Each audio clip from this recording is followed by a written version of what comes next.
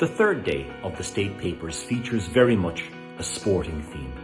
Each year, the National Archives releases documents under the 30-year rule.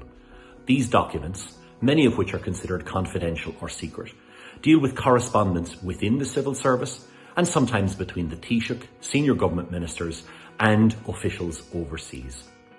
The 30-year rule applies to general documents. However, documents pertaining to Northern Ireland and the UK are released under a 20-year rule.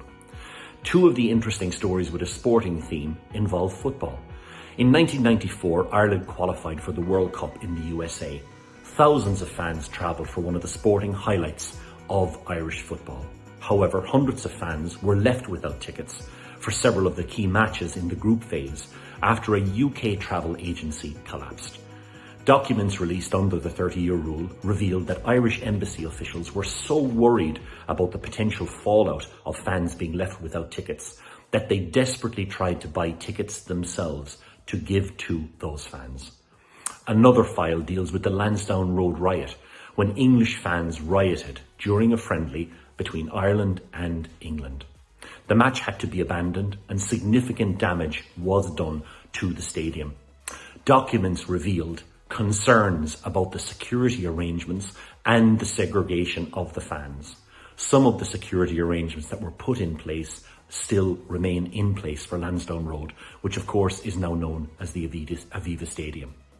Another story with a sporting theme was concern amongst Irish officials about Prince Charles's planned second visit to the Republic.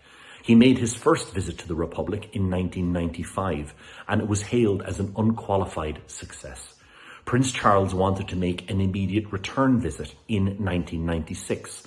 However, there were concerns over some of the luxurious aspects of that trip.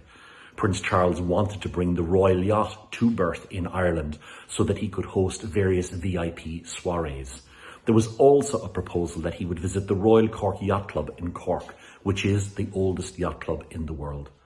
On a more serious note, one file dealt with concerns within government about overcrowding at University Hospital Limerick, then known as Limerick Regional Hospital. That was in 1980.